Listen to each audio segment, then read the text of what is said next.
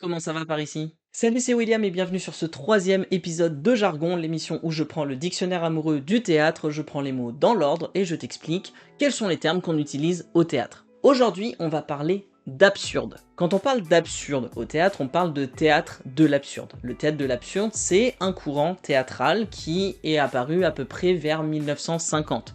On n'est pas sûr de la date de début, tout le monde n'est pas d'accord sur la question, mais en gros, la plupart du temps, on cale la période entre 1950 et 1994. Le théâtre de l'absurde, c'est un théâtre qui veut remettre en question toute la forme traditionnelle du théâtre qu'il y a jusqu'à cette époque-là. Le but du théâtre de l'absurde, c'est de rompre donc avec toutes les formes qu'on connaît le plus à cette époque-là, c'est-à-dire la comédie, la tragédie et la tragicomédie notamment. À la différence des œuvres classiques telles qu'on les connaît qui ont un début, un milieu et une fin dans l'histoire, là, on va pas chercher à avoir un fil narratif, on va pas chercher à avoir une continuité. Et cette continuité, elle est autant dans le déroulement de l'histoire que dans les actions des personnages, que dans la manière dont ils vont échanger entre eux, etc.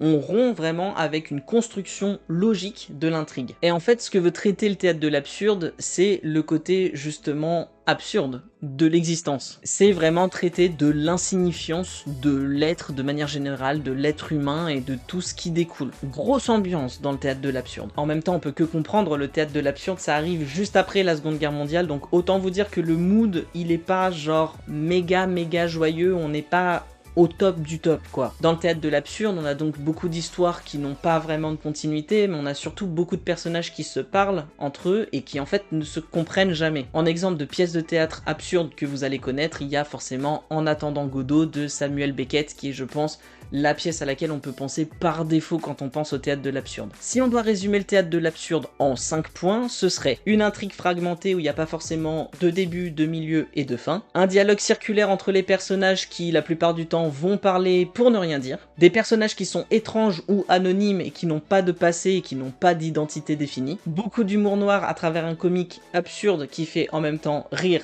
et réfléchir, et une suspension du temps où on a l'impression que tout tourne en rond sans jamais vraiment avancer. Pour dire à quel point ça porte bien son titre d'absurde, c'est un courant théâtral qui a beaucoup influencé les surréalistes et le dadaïsme. Et le terme, en l'occurrence, il a été popularisé en 1962 par un gars qui s'appelle Martin Esslin, je pense que ça se prononce comme ça, dans son livre The Theatre of Absurd, du coup, qui a été le moment où on s'est dit tiens, ouais, effectivement, ça va s'appeler comme ça. Le théâtre de l'absurde, c'est vraiment un théâtre qui crée une rupture avec ce qu'on connaissait à l'époque du théâtre et qui vient vraiment sur les planches pour te dire est-ce que c'est le monde il est à l'envers ou est-ce que c'est moi qui suis à l'envers. Bref, on dit bye au genre qu'on connaît, on met en place des personnages comme celui de Godot qui n'arrive jamais, on ne sait même pas qui c'est, et on vient critiquer voilà, la construction même de la vie, le côté absurde de l'existence, et bref, on s'éclate. Vraiment, c'est méga fun, quoi. Si ça t'a un peu intrigué cette histoire de théâtre de l'absurde et que t'as envie de le découvrir en le lisant, je te mets dans la description les auteurs les plus connus avec quelques références comme ça. Et si jamais toi tu connais le théâtre de l'absurde, que tu en as déjà lu, que tu en as déjà vu aussi mis en scène, n'hésite pas à me dire ta meilleure expérience ou ta pire dans les commentaires